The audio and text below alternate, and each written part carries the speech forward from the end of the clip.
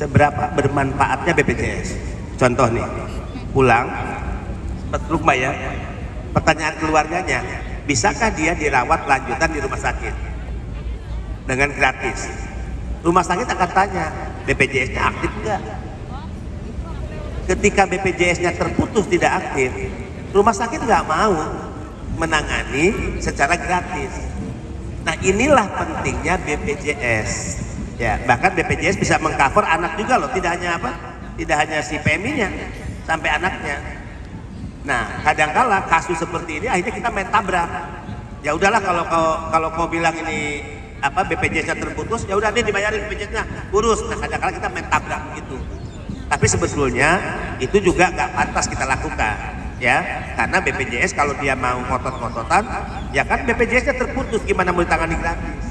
Nah, ini kasus nih yang kita akan tangani di rumah sakit, bagaimana dia akan gratis, sementara BPJS-nya pasti karena dia renew, BPJS-nya tidak aktif. Ya, udah tersambung, Mbak?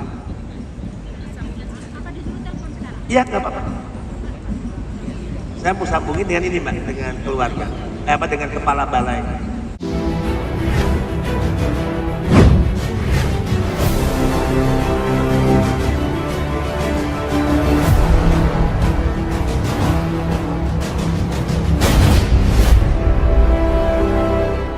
Untuk para pekerja migran Indonesia, karena beliau selama jadi artis itu kan sering ke luar negeri ya, dan dia sering melihat langsung di bandara-bandara dan juga bertemu ya dengan para PMI di negara penempatan. Dia mengatakan kepada saya dengan berlinang air mata, Mas, mereka ini petarung, orang-orang hebat. Saya ketemu mereka, ya, bagaimana mereka bekerja dari jam yang ditentukan oleh pemberi kerja, kemudian dia menabung, dia menyisihkan uang itu untuk keluarga, orang tercinta, anak ditinggalkan, suami ditinggalkan, terus dari hasil pendapatannya dia sumbangkan pada negara. Ya, ada orang lain pejabat udah dikasih gaji oleh rakyat, korupsi juga uang negara, kan gitu ya. PMI kan nggak pernah korupsi uang negara, dia nyumbang pada negara. Nah, itu apresiasi dari OPI Andaresta untuk pekerja migran Indonesia. Kemudian Senin saya akan kembali ke Jakarta, ya. Saya ajak Mbak Yuni ke Jakarta. Mbak Yuni, ya. Mbak Yuni ikut jadi kan? Kemana, Pak? Ke Jakarta. Udah digotong saya ini. Saya ajak Mas Sandro juga. Oke, siap, Tapi Pak. kayaknya ada hal yang sulit didapatkan. Pak. Ada Pak, ada. Pak. Bisa diizinkan ya, Mas Sandro? Karena gini, hasil temuan di Hong Kong ini dan masalah-masalah Hong Kong, saya tiba jam 12:30 di bandara, saya tidak ke rumah loh. Saya langsung ke kantor jam 3 rapat membahas masalah-masalah yang saya temukan di Hong Kong. Ya, tuh kurang apa lagi? Mau dikebukin lagi saya? Mau dianggap nggak kerja? Mau dianggap nggak serius? Dan Mbak Yuni ikut dalam rapat. Nggak ada kementerian lembaga tiba-tiba ngajak orang yuk ikut bareng rapat di ruangan ini, nggak ada.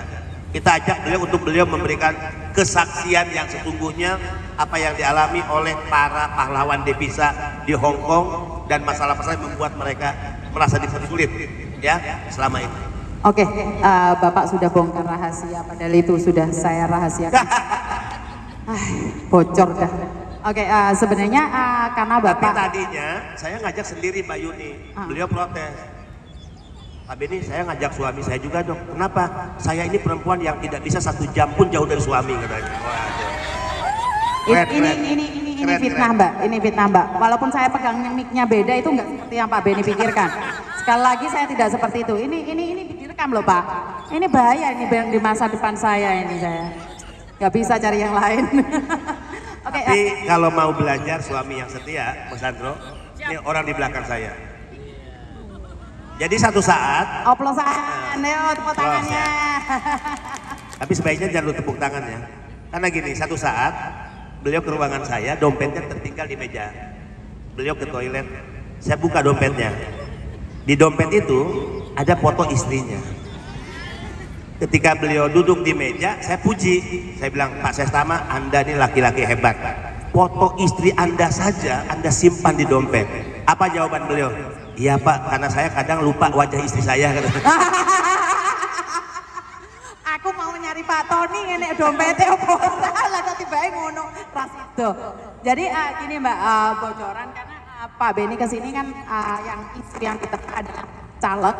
Jadi saya tidak percaya dengan keadaan dan kenyataan ya, karena saya maunya satset, karena saya tidak punya pendidikan tinggi, jadi saya maunya yang cepat mau ruwet.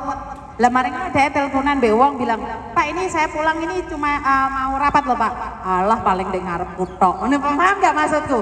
Sebenarnya saya mau ngeliat bener nggak sih hasil dari Hong Kong ini mereka akan rapatkan dan seperti apa keputusannya, bener nggak sih? Kan kita selalu bilang ngomong enak, bukti dong, ya kan? Kita simpel aja. Jadi kebetulan besok saya terbang bareng sama Pak Beni. Jadi apakah Miss Yuni mewakili? Tidak, saya tidak mewakili siapapun. Dan aku bondo dewe. Jadi aku gak mungkin diundat-undat. Sama kayak Pak Beni selalu ngomong aku bondo dewe. Aku ya bondo dewe. Jadi saya cuma ingin tahu benarkah yang disampaikan Pak Beni di lapangan, di kenyataannya seperti apa. Itu yang ingin saya lihatkan dan saya akan apa jenenge di YouTube no? Kita live kan. Oh iya deh. Kita Kepresidenan soalnya. Kita minta izin dulu. lah ya Pak ya. Jadi kita akan live kan. Jadi karena mungkin di versinya Pak Beni kan apal undang-undang ngeluh mau kayak undang-undang. Jadi saya akan live kan dengan versi mereka dan kita akan telaah dengan versi saya. Bener nggak sih? Karena otak kita kan beda-beda. Jadi bocoran aja bahwa besok saya pribadi akan ke Jakarta dan melihat benar nggak sih mereka seperti apa sidaknya atau memang hanya untuk berpura-pura saja. Apakah benar ada PT yang akan didatangi oleh mereka? PAP itu seperti apa? Iya. Apakah setelah PAP itu tanda tangan apa di video itu saya ingin tahu loh. Nyata nggak sih? Yang kalian keluhkan sing telepon aku sampai mejer-mejer nangis itu nyata nggak sih? Ini yang saya ingin datangi. Dan kebetulan kan saya nggak punya majikan ya, jadi kan saya bebas. Jadi kalau ada beberapa orang yang koar-koar tapi tidak bisa melaksanakan, itu adalah tantangan. Wani berawe. Jadi saya selalu bilang sama Pak Beni, tunjukkan dan sosialisasikan termasuk BPJS dan lain-lainnya. Jadi buat teman-teman bantu saya doa agar saya tetap amanah dan Pak Beni juga dan sekali lagi isu yang diterpa tentang caleg itu tidak pernah dibicarakan dengan saya Mbak. Jadi saat ada di rumah saya itu saya dibahas wong ngeluh sama dasku. Bahkan saya tambahkan, beliau tuh ngomong, Pak saya ini didatangi caleg ini, caleg ini, caleg ini. Apa permintaan saya ke beliau? Mbak Yuni, saran saya, Mbak Yuni jangan berpartai. Bayangin, Mbak Yuni jangan berpartai, biarlah Mbak Yuni tetap menjadi orang independen. Kalau saya punya kepentingan politik, saya pasti ajak ke partai saya. Lu sampean partai apa, Pak? Tapi demi Allah Rasulullah, nggak boleh disebut, nanti digoreng lagi. Karena tujuan saya nggak berpolitik. Justru saya sarankan ke beliau, Mbak Yuni jangan berpartai, Mbak Yuni independen.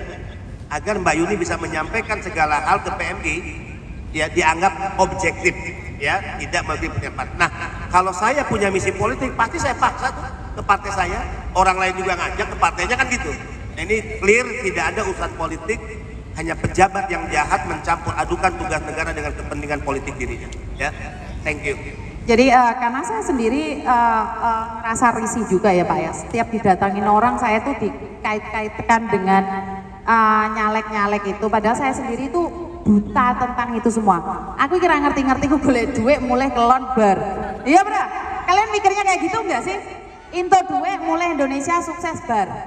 Tentang pemerintahan kita tidak tahu. Saya golongan putih dan hak saya kalau saya memilih. Benar nggak sih? Tapi saya tidak akan memberitahukan kalian saya partai si apa dan seperti apa.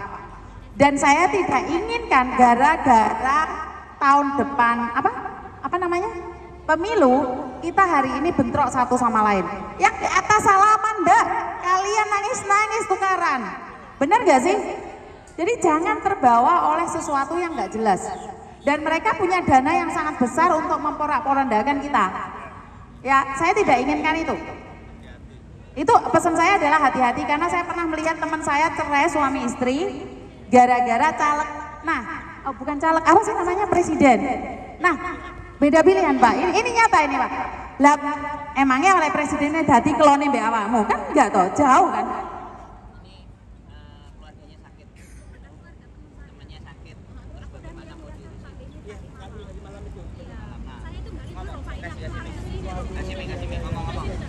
Duduk, ngomong. Yang ketemu di sini kan? Ya, biar. Kasih mic, kasih mic. Di Kaulun hospital situ loh. Rehabilitas. Iya, Pak Beni. Yang banter mbak, yang kenceng. Sakitnya stroke. Nah, Nah, dia tuh kan habis cuti kemarin bulan 4 kalau nggak salah. Itu kan tiba-tiba sakit, terus balik sini baru 2 bulan, terus sakit langsung stroke gitu. Stroke-nya itu masih kayak udah tak kirim ke bapak ya, itu videonya itu. Makanya kan tanggal 20 kan pulang Indo. Tapi udah diurusin pulangnya tanggal 20. Sampainya di Indo itu menaik kate kalau tidak salah. Gitu. Maksudnya yang saya tanyakan itu kalau di Indo itu rawatnya itu gimana lagi? Apa harus bikin BPJS tenaga kerjaan untuk kan harus masih dirawat Pak. Soalnya dia belum pulih jalan itu kayaknya udah nggak bisa. Surabaya Miss, dia kan orang Banyuwangi. Saya cuma bantu temen ini, saya lari, aku nggak libur ini udah waktunya mepet untuk masa pulang. oke, Mau ditangani. nggak dia dirawat di rumah sakit yang kita rujuk? Loh, makanya ini kan saya kesini kan saya cuma sebagai teman. Tadi malam saya kirim ke bapak tuh ada nomor HP keluarganya yang bisa dihubungi gitu loh Pak. Iya itu maksudnya kan tanggal 20 ini hari mingguan udah pulang Indo. Udah tiket ini. Ya pihak keluarganya juga. Iya tapi pihak keluarga udah saya tanya. Ini kalau saya sambungkan ke Pak Diri gimana? Nggak apa-apa Mbak. Banyuwangi kalau lengkapnya udah tak kirim ke Pak Beni tapi masalah iya alamat lengkapnya saya nggak belum gitu paham. Temannya yang menghubungi gitu. Iya maksudnya gini, semalam saya kirim video ke bapak, kan kalau saya kan kunjungi ke rumah sakit, kadang kan gantian. Oke. Lebih enak keluarganya yang berkomunikasi sama Iya, dia. gini, Gitu iya. aja. Jadi biar sampai juga nggak pusing gitu loh, paham nggak? Bukan, maksudnya gini loh mas, keluarganya udah saya tanya, ini saya cuma menghubungkan ke bapak, terus bapak kan udah saya kasih nomor telepon keluarganya, lah ya makanya bapak hubungi sendiri ke sana, terus adiknya itu juga sudah saya kasih nomornya bapak gitu loh. Mereka kan aku nggak tahu mbak gimana ngurusnya gini, coba minta tolong, makanya ini cuma saya sampaikan saja. Saya nggak akan mengurusi soal alamat saya, detailnya saya nggak tahu.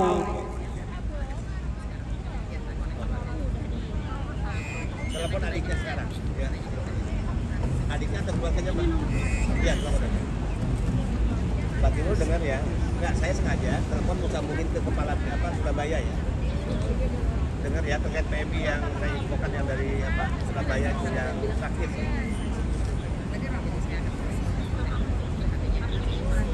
Yang stroke.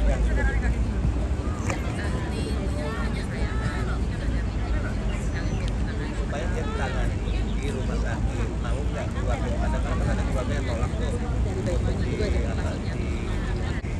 Seberapa bermanfaatnya BPJS? Contoh nih, pulang rumah ya. Pertanyaan keluarganya, bisakah dia dirawat lanjutan di rumah sakit dengan gratis? Rumah sakit akan tanya, BPJS-nya aktif enggak? Ketika BPJS-nya terputus tidak aktif, rumah sakit nggak mau menangani secara gratis. Nah inilah pentingnya BPJS. Ya, bahkan BPJS bisa mengcover anak juga loh, tidak hanya si PMI-nya, sampai anaknya. Nah, kadangkala kasus seperti ini akhirnya kita main tabrak. Ya udahlah kalau kau bilang ini BPJS-nya terputus, ya udah deh dibayarin BPJS-nya, urus. Nah, kadangkala kita main tabrak gitu. Tapi sebetulnya itu juga nggak pantas kita lakukan, ya. Karena BPJS kalau dia mau ngotot-ngototan, ya kan BPJS-nya terputus, gimana mau ditangani gratis? Nah, ini kasus nih yang kita akan tangani di rumah sakit, bagaimana dia akan gratis, sementara BPJS-nya pasti karena dia renew, BPJS-nya tidak aktif, ya. Udah tersambung, Mbak? Iya, nggak apa-apa. Saya mau sambungin dengan ini, Mbak, dengan keluarga, dengan kepala balai.